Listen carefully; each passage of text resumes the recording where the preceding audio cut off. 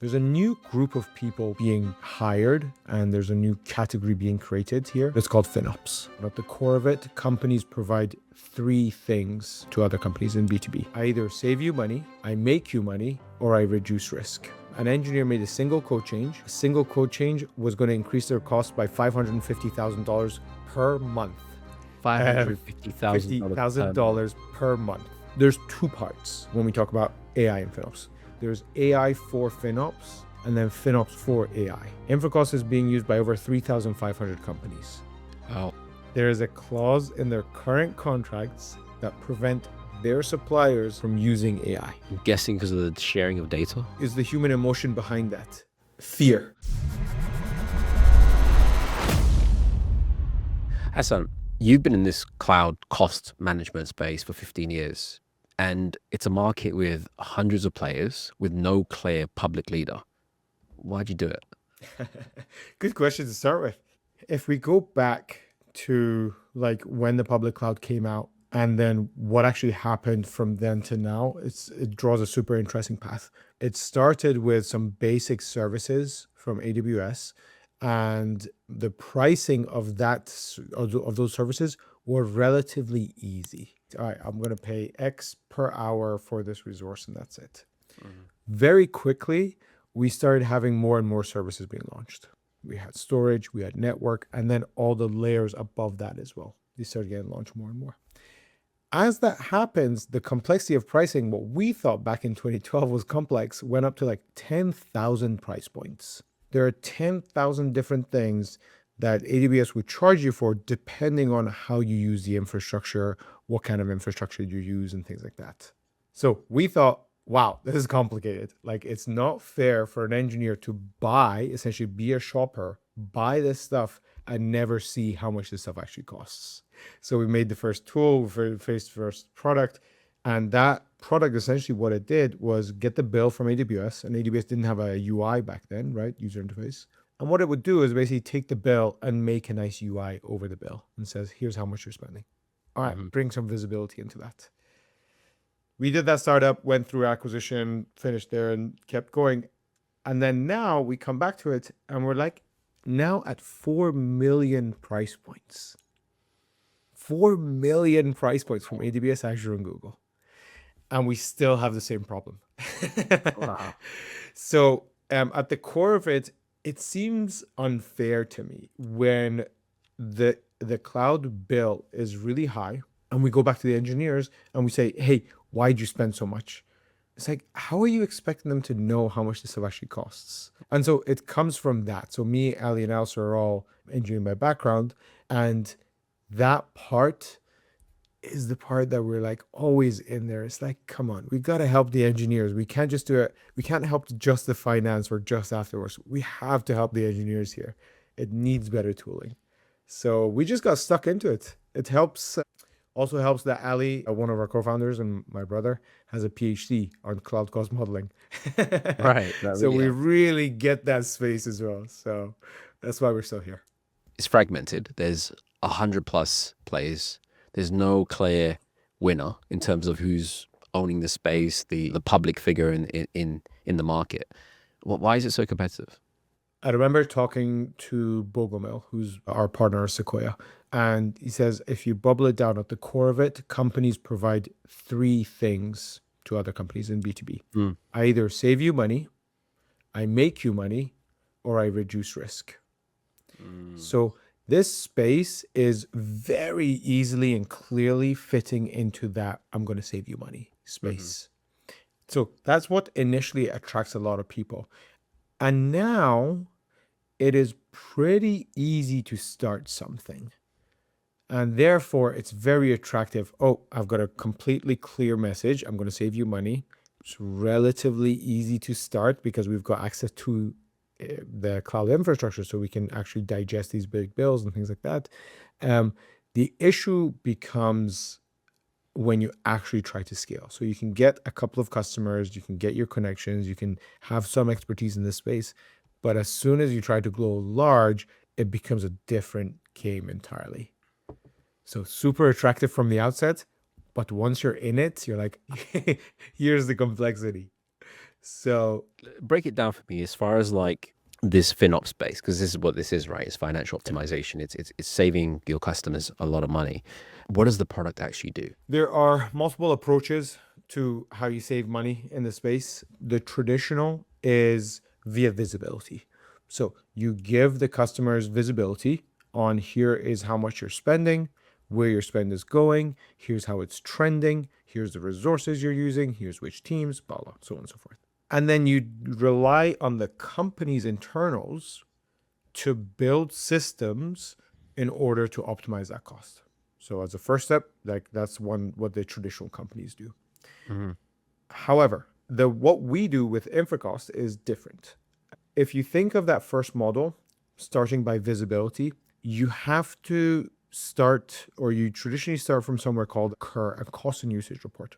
Think of it like it's a massive CSV file. Mm. It's huge, and it essentially is the entire month's bill of AWS, Azure, and Google. That's what essentially that file is. So you start with that, and then you give visibility. However, by definition, if you start from that file, that means something's already in the cloud, running, incurring costs, and then you see it. And so the engineer's already done, right? The engineers finish their work, ship their code to production, goes to AWS, incurs costs, and then you see it. Right. And that is the flaw in this space. And that's where Infracost comes in. What Infracost does is sit in the engineering workflow, so in GitHub and GitLab. And when an engineer makes a code change, before they ship it, we run a simulation. We say, this is going to cost this much before you ship it. And it's like a checkout screen. Right. And we've never had that before. Like, so for the Right. first time, what we're saying is, before you buy it, here's what your code is about to actually buy. From all these 4 million prices, it simplifies it down to a line item. Here's what you're buying. And then it gives you recommendations on actually, here's how to optimize your code before you go to production. So reduce that bill by X amount, Y amount, and things like that. There's a bunch of other features that we build around, but that's at the core of it, this is where we coined this term shift FinOps left, which is put it early on in the process versus later. Right. So rather than afterthought, it's happening right before the engineer ships the code. Spot on. Exactly. So in essence, it's like having a shopping cart and you know what you're going to potentially spend before you actually spend it. That's 100% it. In fact, one of the messages we used early on was the checkout screen. Like it's the checkout screen for cloud. And we've never had that before. This is the initial place of bringing that 4 million price complexity down to a super simple, easy to digest for the engineer in their workflow, meaning they don't need to go to a dashboard. They literally keep working exactly as they are right now in GitHub. And Infracost will append information to help them make those decisions. Let's sort of paint a picture to the audience and listeners. What does a typical enterprise customer spend before they even come to you? It scales. It's going to be very different depending on which customer you see. So we go up to Fortune 500 companies. We're spending a couple of $100 million per year, a couple of $100 million per year on the 3 main cloud providers. The underlayer of that is an interesting actual observation. So how do we get to a place where we spend a couple of $100 million in a very relatively short period of time, right? Because cloud is relatively new. What happens is engineers need infrastructure to launch their code and launch their applications, right? And they don't want to wait until someone else provisions those resources.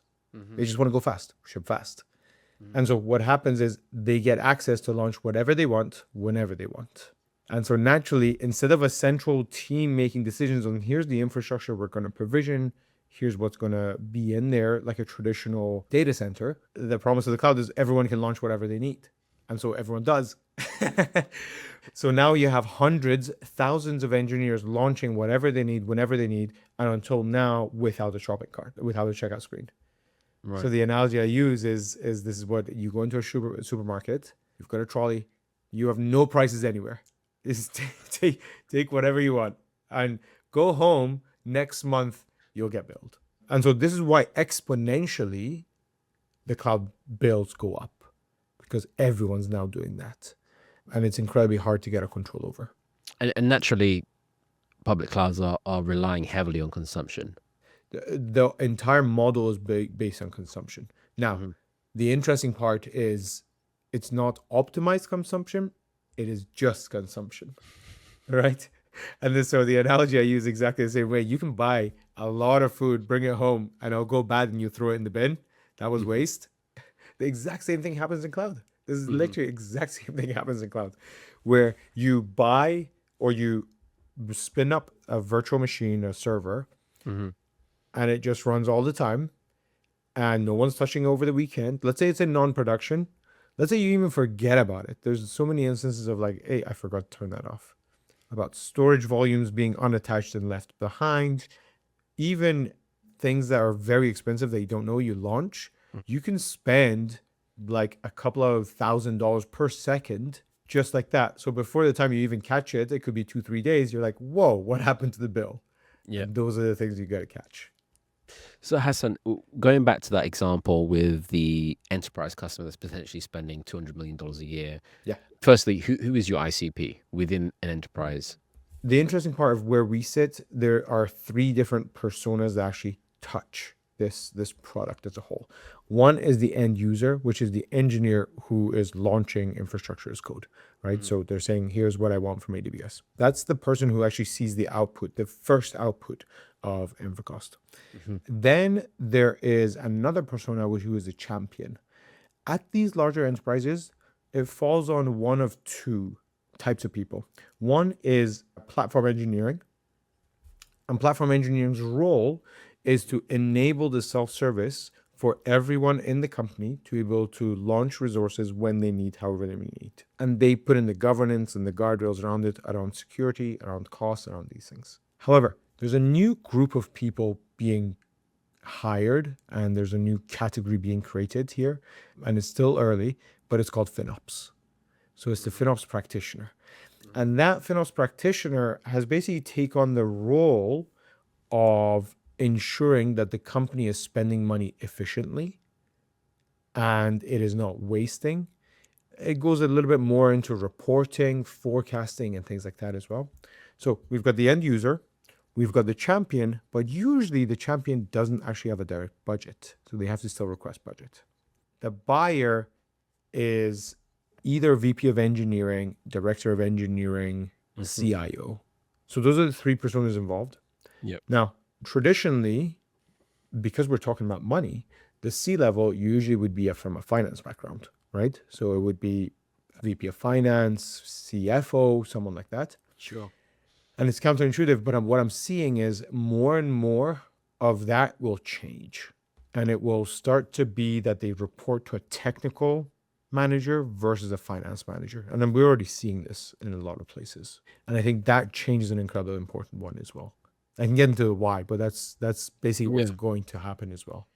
What I'm interested, Hassan, is who actually cares about this. I'm assuming it would be the CFO, the CIO. Those are the people, the CEO, Right. and not to.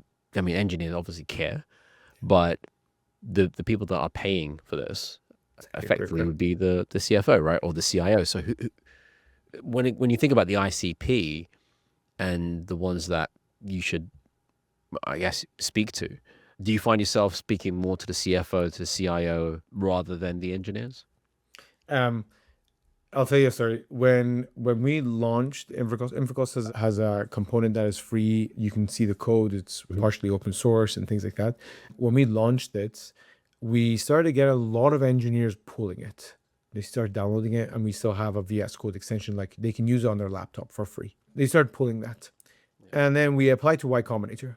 And I remember Michael Seibel, who was our partner there at the time, he was like, traditionally, we know engineers don't care about cloud costs. Why are they downloading this? And I was like, hey, that's a really good question. We got to go figure that out. So we did a bunch of interviews. We asked a lot of our users and things like that. It turns out the common knowledge was engineers don't care. However, the more senior the engineer is, especially in the SRE and DevOps, the more they care.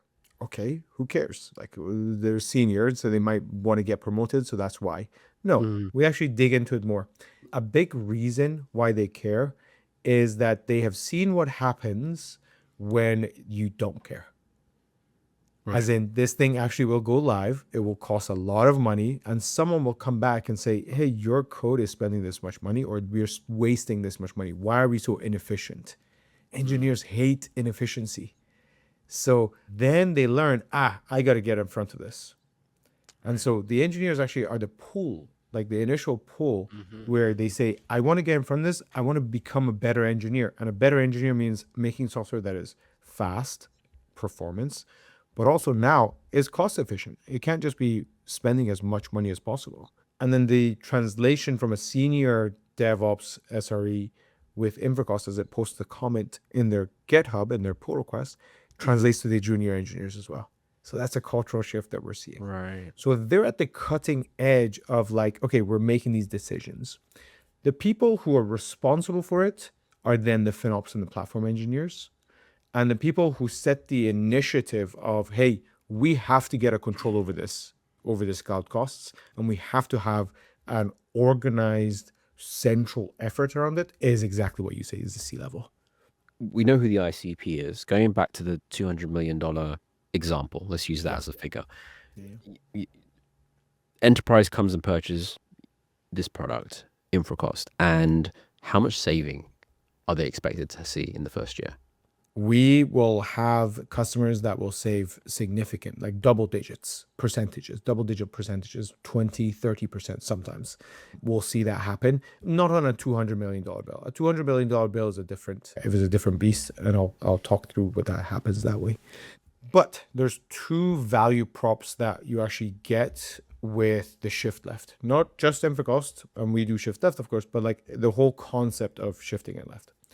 And that is from cost saving to cost prevention, right? Because what happens is those things will get caught before even money has been spent. Right. So I've got an example. In fact, we posted on LinkedIn. An engineer made a single code change. A single code change was going to increase their cost by $550,000 per month. Per month.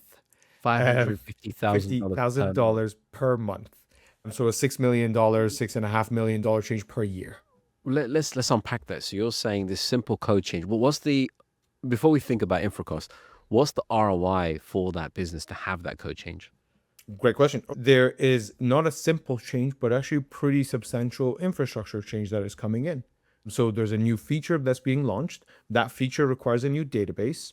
That database is important to have backups of. So there's a highly available database. So it's a hot database. There's two databases. Then there's layers on top. There's compute, there's storage, there's like it's a whole feature thing. Now you design this all the way, but if you just launch it and it goes to production, it's incredibly hard to change it after the fact because Mm. not only is it costing money, but also now there's real data in there. So whatever you want to do to that, you have to re-architect and do a full another release. And it's a painful thing. So what happened?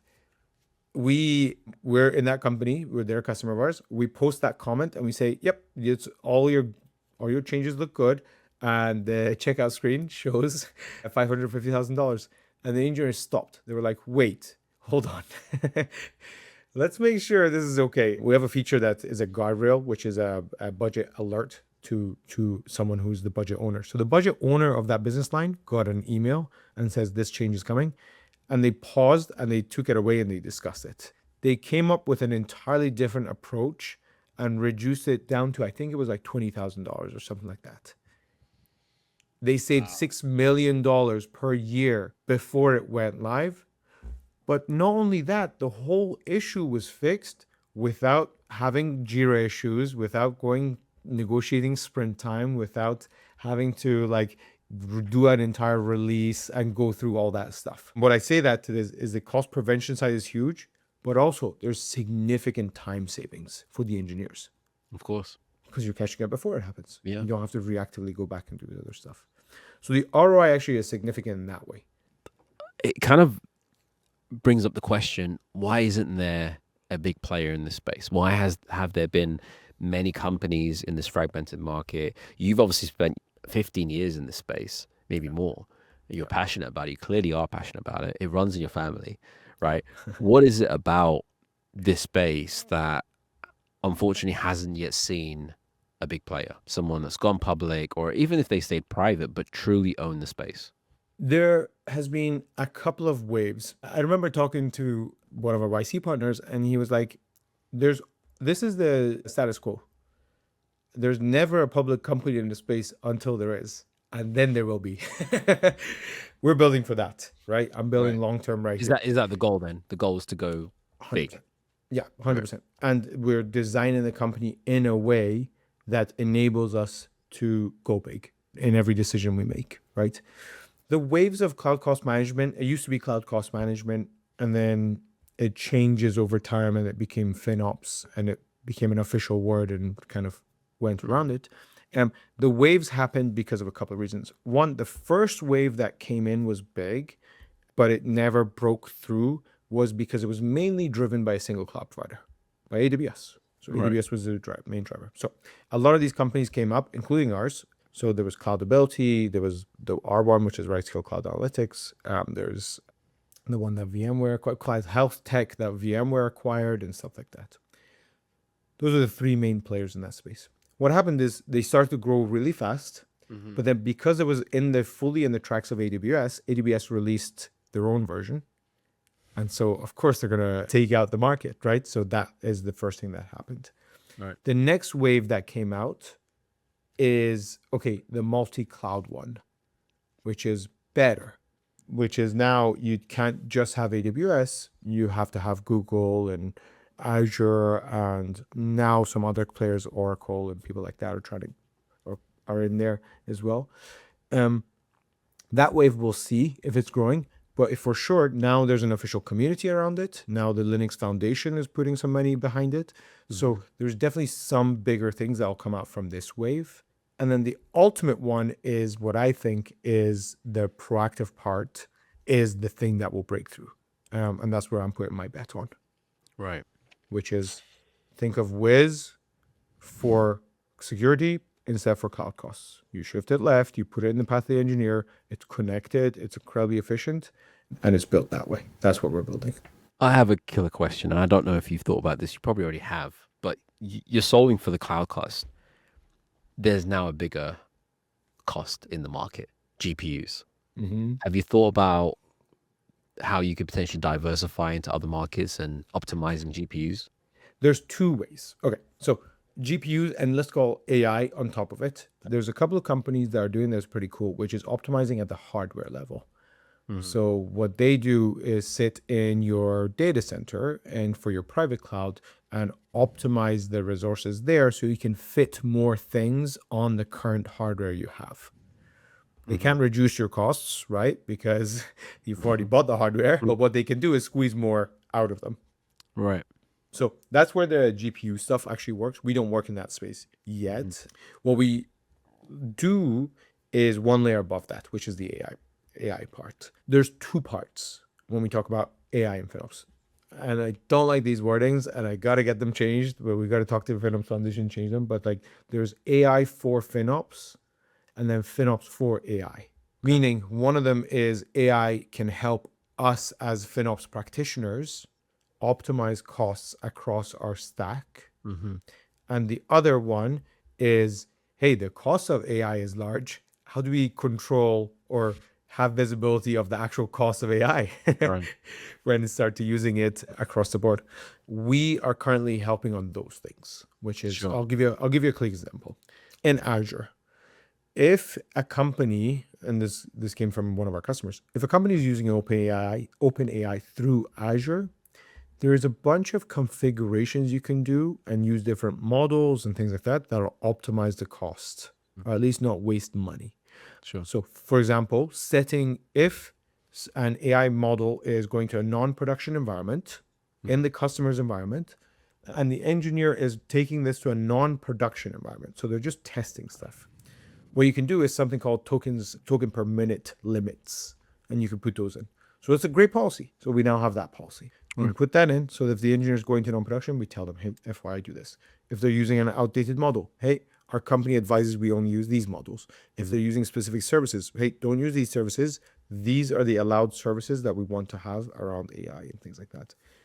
These are incredibly important in the enterprise market is where we sit and we play. They're less important in the startup space, of course, because startups go fast and break things. And so that's the different layers that'll come to be and how we can actually optimize this stuff there.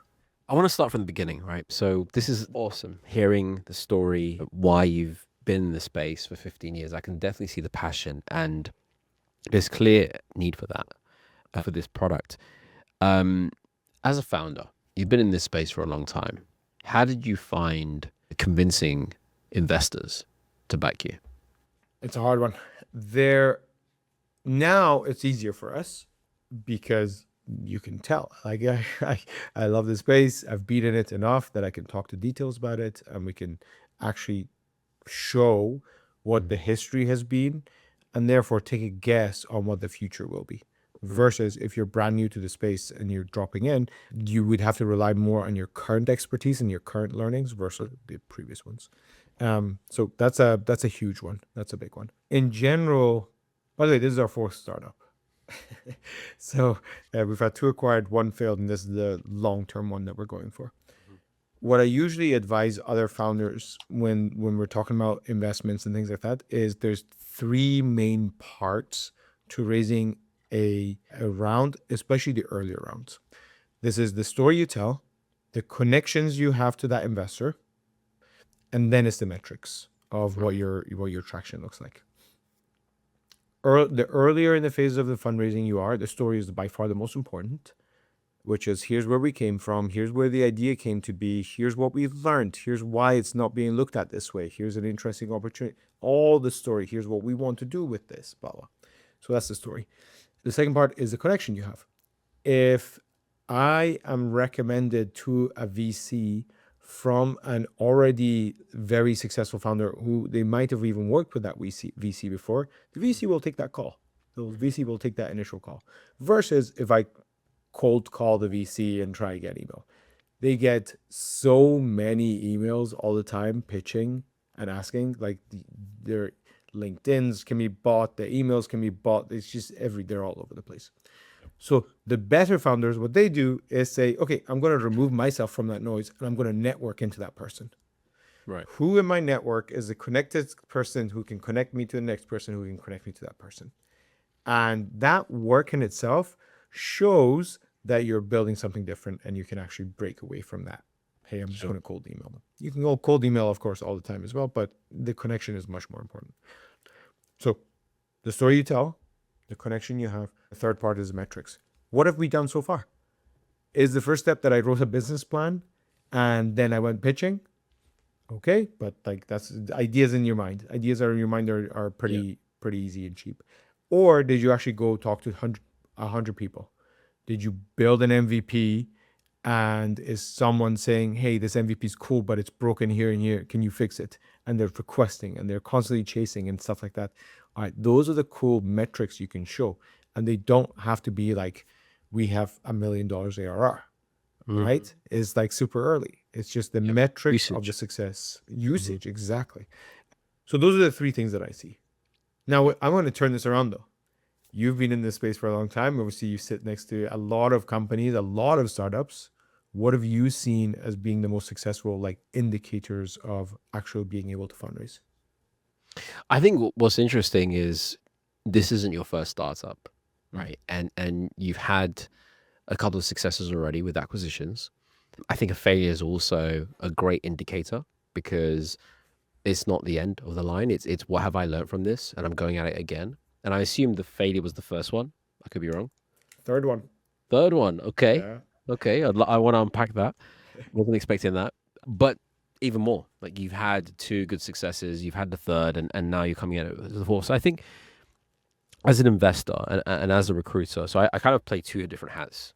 The investor hat, which I've been doing now for a few years, and the recruiter hat. And when I look at these opportunities and I speak to different founders, especially on this show, I feel like having a clear metric of the number of customers you've spoken to who've validated your idea is one of the most important things. I mean, there are obviously companies that just know that the product is needed because perhaps they are a user and they were frustrated in their company and they realize something needs to be built.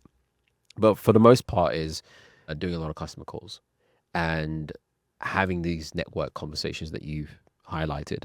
I think the second pieces, you're absolutely right. It comes down to demonstrating usage. Do you have a product? Is it working? Are you getting feedback? Even that feedback loop is important, because if customers, or let's say design partners, are giving you feedback, that's usually a good sign. That means they like your product. They want it to be better. So I think these are sort of things that I tend to see. And for me as an investor, I tend to invest where I understand the market and where my network can support helping the founders.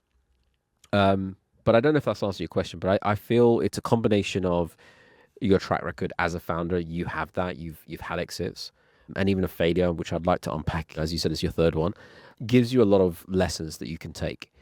And I guess for many investors, they want to know, and I want to know from you today, is how is this one going to be different, and how are you going to differentiate yourself with all these other?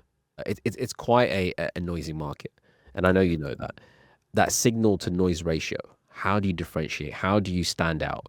You clearly have a phenomenal background in this space, how to network to get in front of the right people. You're not going to send cold emails, but how are you going to be able to build a company that will be a market leader in the space? I'll go back to the point that you just said as well. Spoken to people and validate the idea. It's such a good point. It's like the early parts with the YC advice, right? The early parts of building any company, you only have two jobs: speak to users, build it. Build it, go back, speak to users, and just keep doing that. So that's completely right. And that deep understanding can, exactly as you said, like that is your metric. I've spoken to 100 people. 50 of them like the idea. Perfect. What do they want next? How are they going to improve it? What is the pain point that they're getting? Like any user, any founder will know, a moment is very important. Where they're like, this is what the thing is. It's exactly the same for the investors. A very moment is like, this is something interesting that I've learned that everyone's bypassing. For us, that was, hey, engineers don't care about this stuff, but we learned something different.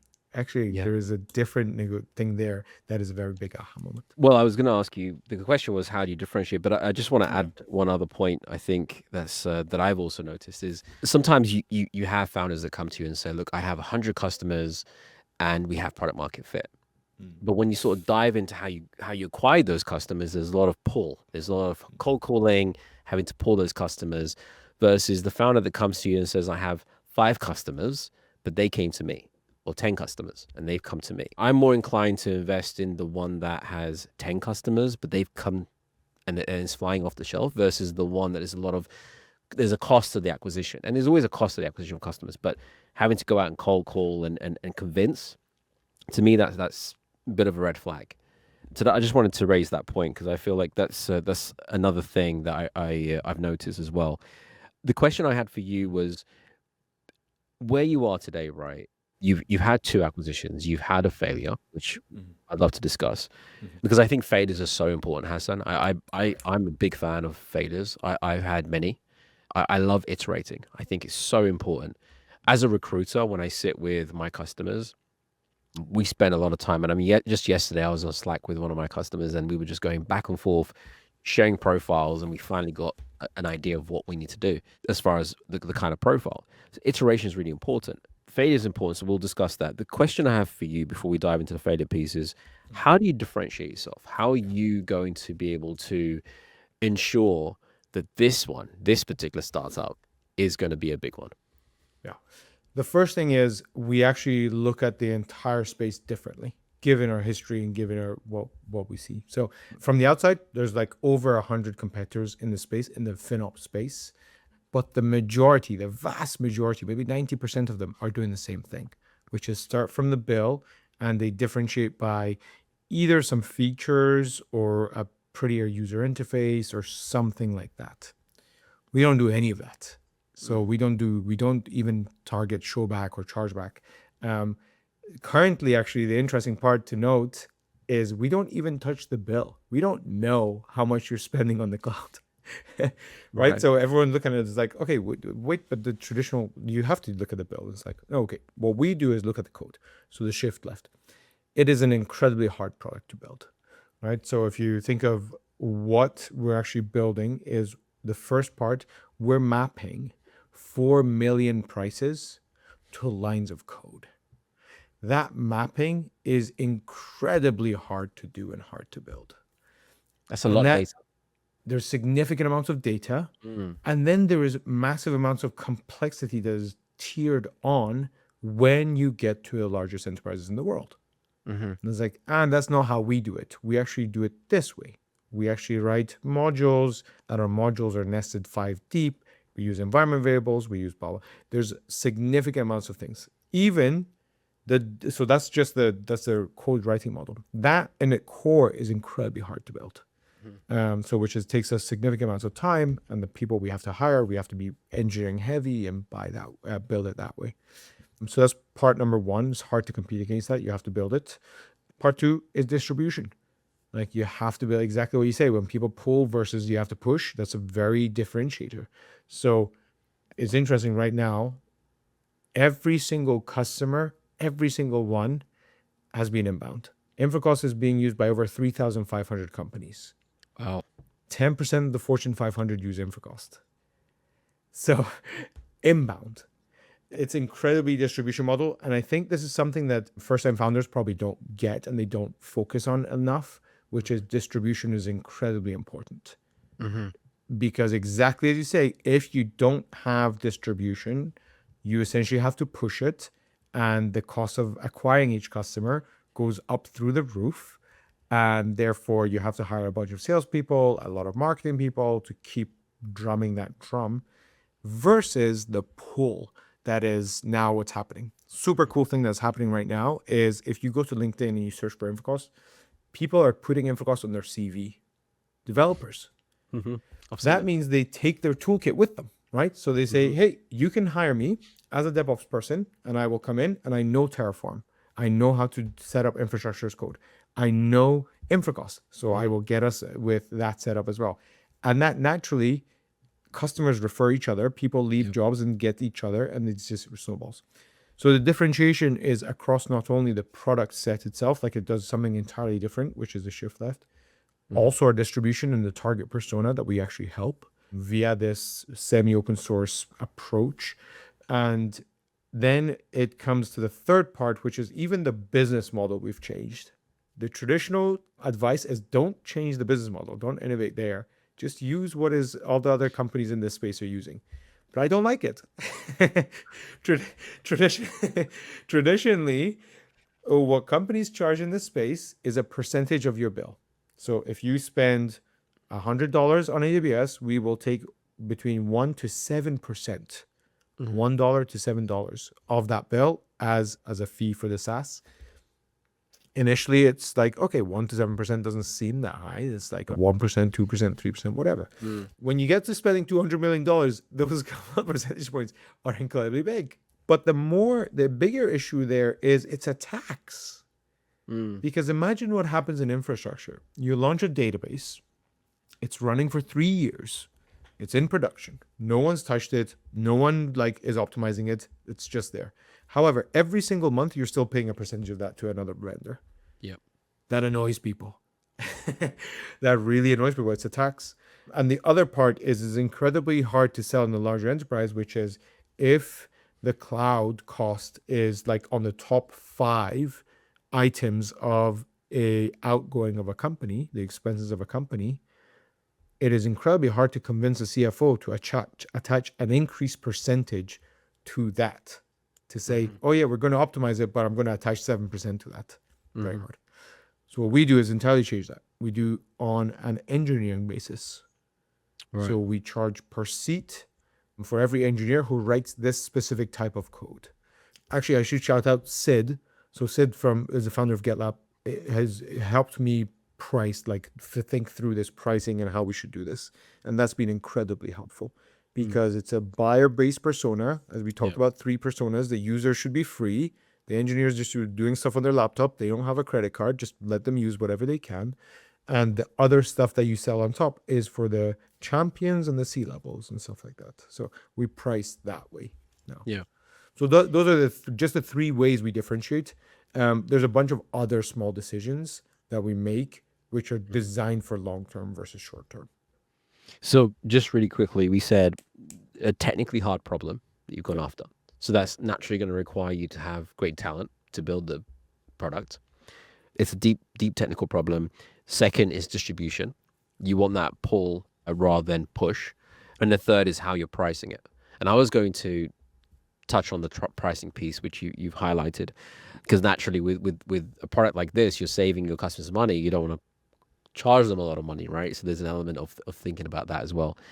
This is increasingly fascinating. It's just I've been in this space for a long time as a recruiter, and I always think of um, the cost, right? And when I speak to engineers who are when my team are hiring for our clients, and when I'm also hiring for my clients, what I tend to see is there's a lot of value in these SREs or DevOps engineers who have thought about this problem and they mention it on their resume, and rightly so.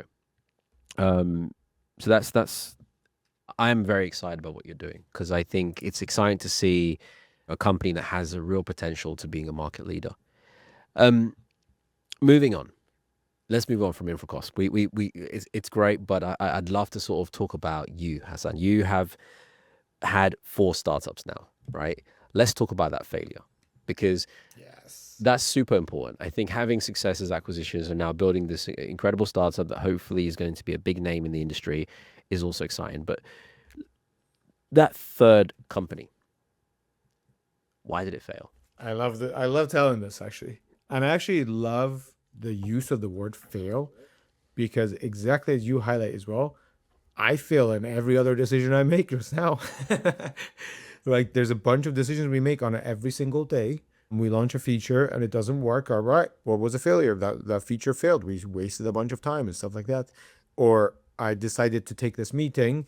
X went to San Francisco, spent a day, came back. All right, that I didn't do the ICP check before I went. I failed in that decision. I wasted a day. Like there's a bunch of failures there. Mm. The third one, I'm sure you're going to love this one. The third idea is a very cool one, actually. When you're hiring for DevOps and SREs, it is incredibly hard to test and check for problem solving skills. Mm-hmm. So, what you usually do is look at CV, talk to references. But one of the parts that that person will do is if a system is down, how do you diagnose what went wrong and quickly get it back up and running? Mm. And so, you can only tell stories that way. And usually, what happens when something like that happens, multiple people are involved, right? So it's not just one person diagnosing it and fixing it, it's multiple people involved. So when they tell the story, they might tell the story in a way that puts them as the lead of that decision maker, or I found the problem, I fixed it, blah, blah. But it's actually, it was maybe someone else. How do we test for that? Well, we came up with a company that would actually have a interview, a question, a test for the engineer, Mm-hmm. where it would literally spin up a 3-tier stack application. We would do this during the interview. It's a SaaS app. It would break something at some level in the stack, Right.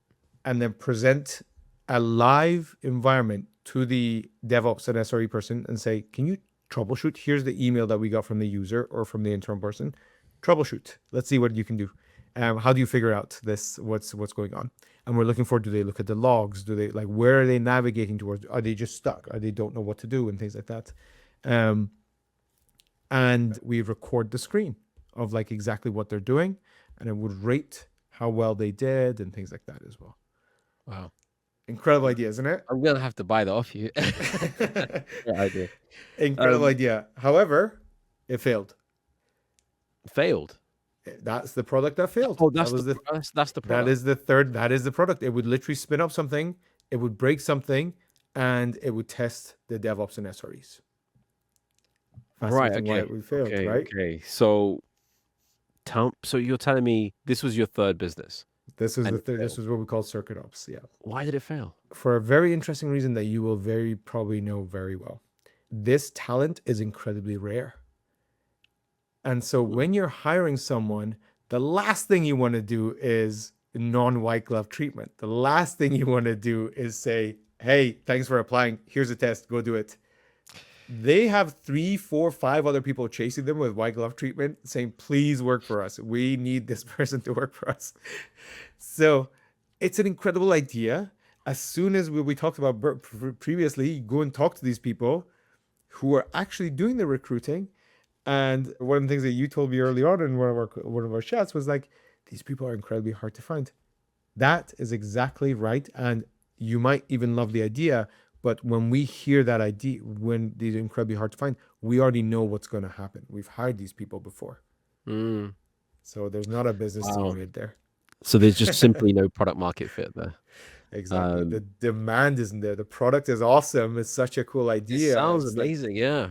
yeah, but the best of the best are white glove treatment. They're not free to do these examples. They are No. recommended from company to company, the best people, and exactly what you guys do, which is you Mm. are able to find the absolute best people and build a relationship long term with them and help them throughout their career to say, hey, this company is good. You should join them now or what. Yeah, absolutely. I love that because I can relate to that. And I spent you spent 15 years in this particular FinOps area. I spent 15 years in recruitment. And I'll tell you, it's very, very challenging. I think the key thing is when it comes to hiring, it's a long-term relationship. It's not a simple cold call or get a referral. It takes a lot of time to build that relationship, build the trust with the candidate, and find the right opportunity when it comes along, and create that match. Let's talk about PMF, and I'm Wait, interested to wait. Before we go there, I've got a question for you. sure. There's a lot of founders probably who will listen to this, and they will have a question of why should we have the help of a recruiter when we could just do it ourselves? Like, why not just network into people and hire people and things like that? I've seen the light, so we have it obviously, but I want to get your perspective on like what are they missing? Sure. Well, there's a few things to unpack there. Firstly, I'm great at hiring for my clients. I'm terrible at hiring for myself. Hence, I hired head of people at my company. And the reason being is because I spent all my time speaking to founders and engineering talent. And founders are spending all their time in the four walls of their business, right? They're focused on what they're doing. And they may have conversations with other founders or they're part of a portfolio of companies by the VC that's backed them. And that's great. But there's always a limitation to that. You don't have untapped access to the entire market. So the reason I said I'm terrible at hiring for myself is because I don't have full access of all the greatest recruiters in the market. I don't spend my time speaking to a lot of recruiters. I try to speak to at least one or two a week if I can. Now with the help of my head of people, that's more possible. But the majority of my time isn't spent there. So I don't understand the market of recruiters. I understand the market that I place in. So I spend a lot of my time networking. And it's a cliche, and it's definitely one that's been used a lot, but your network is your net worth. So the reason why a specialized recruitment firm, whether it's our firm or any recruitment firm out there that specializes in the area, are hopefully very good at what they do is because they spend a lot of time building these pockets of talent in a specific niche domain. So that what happens is when a client comes with a requisition, it's a matter of identifying who in our ecosystem, our network, is a good fit. And if it's not within our network, if it's somebody outside of our network, who in our ecosystem can connect us to somebody as quickly as possible. So it comes down to building these pockets of talent, being super specialized in your area. And I think a real understanding of the market. Like when I say the market, like everyone that works at our firm, Harrison Clark, is required to study venture capital. We recommend everybody to read The Secrets of Sand Hill Road, which I think is a very important book written by one of the partners from Andreessen Horowitz. And whilst also understanding the different specific technical domains that they're going to recruit within, whether it's DevOps, SRE, Infra, ML. And there's a constant need to keep your fingers on the pulse. Things are moving so quickly in engineering, especially now with AI. With recruiting, things have always moved quickly because we need to know the names of all the top engineers within every single organization. There's always that one or two teams within Snowflake or Databricks or Apple or Amazon, all these great companies, right? There's always two or three or four specific core teams that have the best talent. Now, Snowflake is one of our customers, and I'll tell you, they have amazing engineering talent. When we're recruiting for Snowflake, we know where we need to go to identify the best talent that could match the skills they want. And that takes a lot of time. So it's not as simple as sending a message to somebody and they respond. Exactly, going back to what you said earlier on, sending those cold emails is old. And I without sort of sharing my age, I've been in this industry for a long time now. So I think there's another element to recruiting now is that first principle thinking that we talk about in engineering is also really important in recruiting as well. So I think I don't know if that answers the question, but that's how I simply simplify why a founder like yourself should choose a recruiting partner, whether it's us or any other recruiting partner out there that truly space. 100%. I actually completely agree. I think it's the relationship building part is such an incredible, important thing, and it takes significant amount of time, which is like a founder should spend time on hiring, of course, and the network and building, but you're full time at it. So you're going to be way better.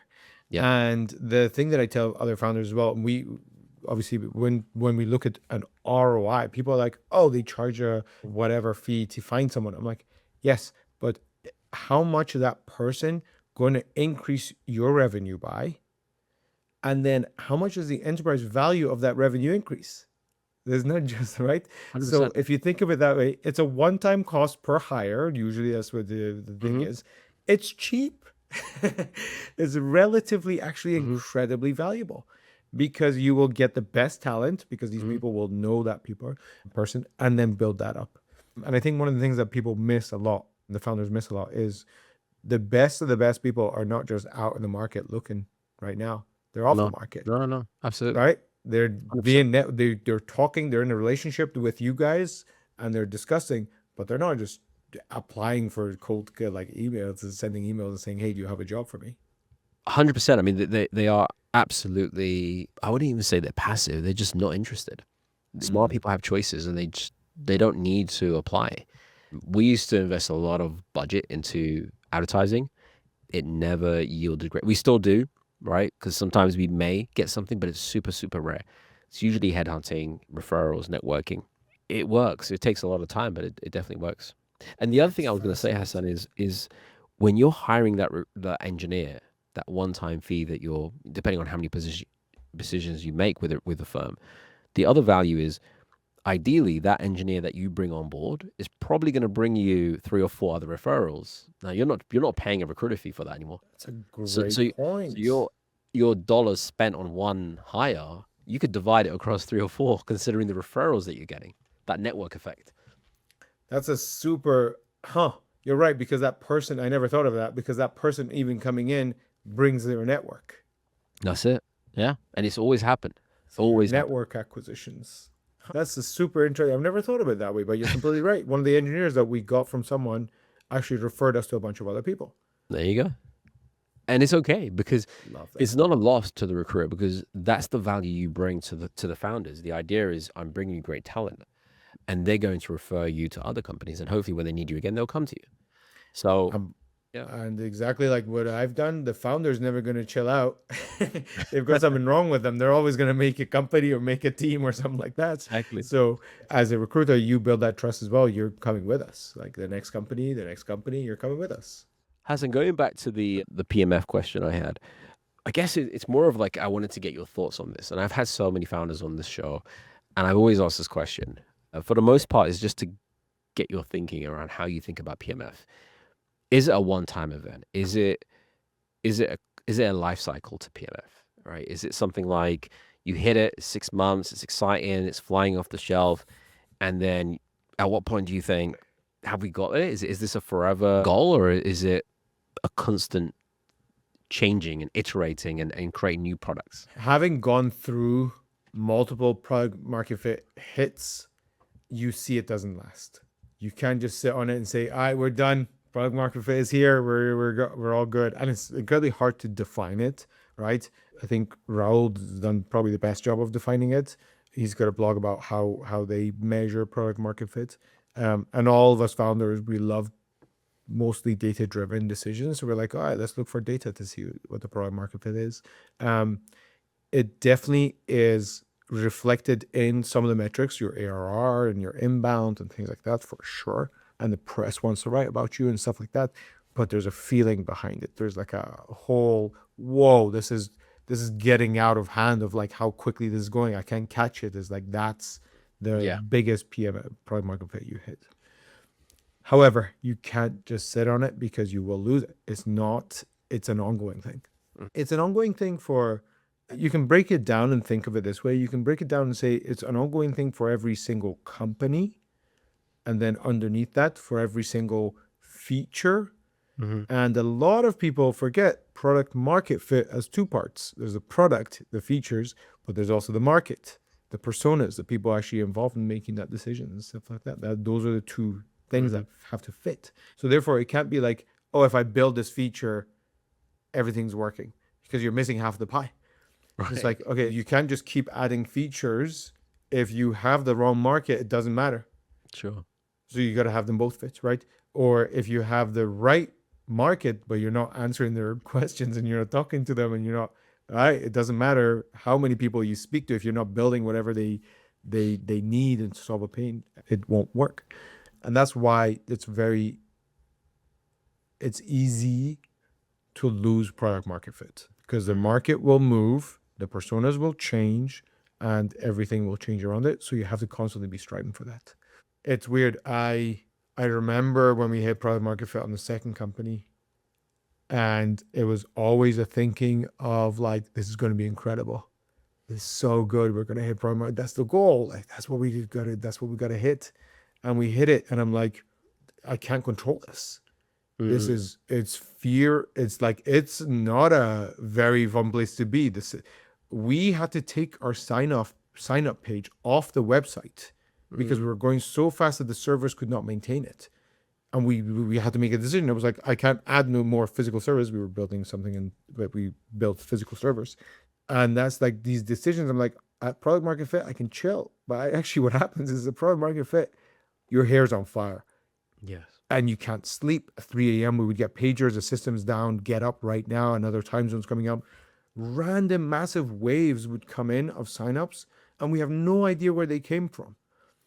And then we get on Twitter, we get on like LinkedIn, and we see some really famous person has tweeted or linked, and someone's written an article. It's like, we weren't prepared for this. That's amazing. It's that part, which is amazing because the company's working, and I'll take it over non-product market fit. But the other side of the promised land is kind of scary.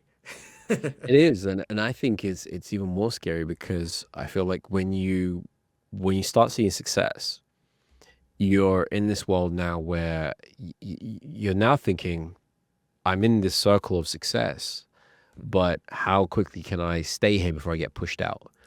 And you've got to start thinking about the talent, the customers, serving the customers, the next product you need to come up with, right? Or do you come up with more features, or do you just really double down on the ones you have and make them even better?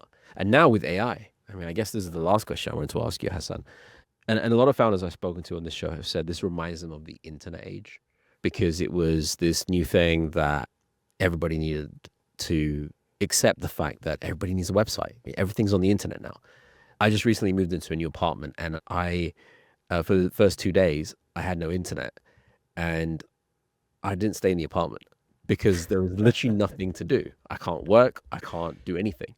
And that's the internet world, right? And now with AI, whether you're an AI company or not, you have to think about, how does AI impact the business you're building, the product you're building, or how can you improve the product you're building with AI? So have you thought about that with Infracost? Significantly. Yeah, there's a bunch of time we spend on that. Here is a counterintuitive, weird thing that happens. We sell to the Fortune 2000, some of the largest companies in the world. By default, currently, there is a clause in their contracts that we cannot use AI. It's interesting, isn't it? Oh. There is a clause in their current contracts that prevent their suppliers from using AI. I'm guessing because of the sharing of data. Spot on. Exactly. But not even that. It's actually, it's the human emotion behind that. Fear. So the lawyers are like, we don't know what this thing is doing. We don't know if our data is being used to train. We don't know anything about this. So by default, I'm going to say you cannot use AI in our environment. But surely that puts you in a difficult position. incredibly difficult. Because as a founder, you have to think about it. Right? Because the entire world is changing. So what do we do? We're like in the enterprise, we can't just ignore it. This the wave is going to take out everyone, including them. It will take Yeah. them out if they don't It's adapt. going to displace them for sure. Exactly. So what's happening is what we have to do is sign the initial contract, because you don't want to also delay the contract. But you sign the initial contract, and there's a clause in there that you cannot use AI unless you get a C-level approval in writing with an amendment to the contract that then you can use AI. So we have things that are non-AI entirely, which is helping customers do things super quickly. So we get those in, we start using those. And then when they want, we can turn on the AI features. When we have the approvals, when we see the value, then we do a proof of concept again. It's like the upsell part of that. And Nice. that's what we found success, which is like now we help engineers optimize their infrastructure, right? So we say, okay, like this is how to write your code, this is how much it costs, here's how to optimize it and stuff like that. Another cool part of that is, let me do it for you. Even before a pull request has come in, I'm going to suggest an improvement to your infrastructure by opening a pull request and saying, here's how you actually make a more efficient system right now. So that's what we've built. We've got this thing called AutoFix. It's incredible. I love it. It's like it automatically opens a pull request and tells the engineer, hey, these are the code changes that I propose, and here's the results, and here's the risk of doing this, merging this change. Have a look through it. If we're good to go, merge it. And so the action plane, we're playing on the action plane. Sure. And it keeps getting more and more action. I love it. So that's our first super cool AI feature that we've written in there. There's a bunch of other stuff, and I guarantee you we're going to have a bunch of failures in there as well, and we'll learn from those. But I think naturally at this point, you've done this so many times, failure, you embrace it. I love it because it means we learned something more. It means we've got another moment. Why did it fail? And this is why. So, okay, that's another golden nugget I just found, and we keep going. This is a nice segue to my last question of the show, and I've really enjoyed having you on here. Thank you so much, Hassan, for making the time today to be on the show. So Inside the Silicon Mind is a podcast about getting into the mind of Silicon Valley and the founders, the investors, the people behind these incredible companies. I love Silicon Valley. I'm originally from the UK, 10 years ago, moved to the US and landed in SF, and I absolutely love everything that Silicon Valley is about. But as a founder, and we spoke about a lot of things today, including hiring, we talked about Infracost, the market, failure. One of the things that I'm super passionate about as far as this podcast is concerned is giving our listeners and our viewers an insight into our founders' way of thinking in terms of what books have they read. Are there and a lot of founders, I speak to many, especially some great friends of mine who unfortunately they just don't have the time like they used to. They're super busy. But has there been a book, one that has truly influenced your way of thinking in terms of how you build, how you think, maybe one to do failure? I don't know, but one that has resonated for you. Yeah, for sure. By the way, I think this as well. I'm from Scotland, so I grew up in Scotland. So I'm new here as well. But yeah, so one of the books that was a wow moment for me, I think, as well, was Walter Isaacson's biography of Steve Jobs. What an incredible I love book. it. Mm-hmm. What an incredible book. And it is, in fact, Walter Isaacson's the other book on Elon Musk as well. That's also incredible, which is basically exactly what you are doing on this podcast. I love listening to these ones because it's like, how are they thinking? How are they operating? How are they moving through the world? So those are my absolute favorites if I had to choose the business books. I usually listen to books when I'm walking, so I'll give you a fun one as well. Go on. So a very long book, which is great fun to read or listen to, is The Count of Monte Cristo by Alexander Dumas. That's incredible book. Such a long one, but incredible. So those are the two, Walter Isaacson's series and this one are my go-tos. Awesome. Do you listen to any podcasts? All the time. Acquired is such a great podcast. I love that deep thinking of the company. Human parts of it is one called Heavyweight. incredibly emotional human experience podcast. I really like that one. That's awesome. Hassan, it really has been a pleasure. Honestly, I've really enjoyed this, and hopefully we'll do it again in person next time. Same. Yeah. But honestly, thank you so much for making the time. Great book recommendations. We definitely think alike because I've read all of them that you just mentioned. Nice. I love reading. I just don't have the same time I used to have before, but I do definitely try my best to read as often as I can. Hassan, thank you so much. Thank Thanks you for being on the having show. me. This was awesome. I really enjoyed it. Likewise. Cheers. Thanks for tuning in to another episode of Inside the Silicon Mind. This podcast is powered by Harrison Clark. For more episodes, don't forget to subscribe and hit that notification bell. As always, stay curious, stay consistent, and stay inside the Silicon Mind.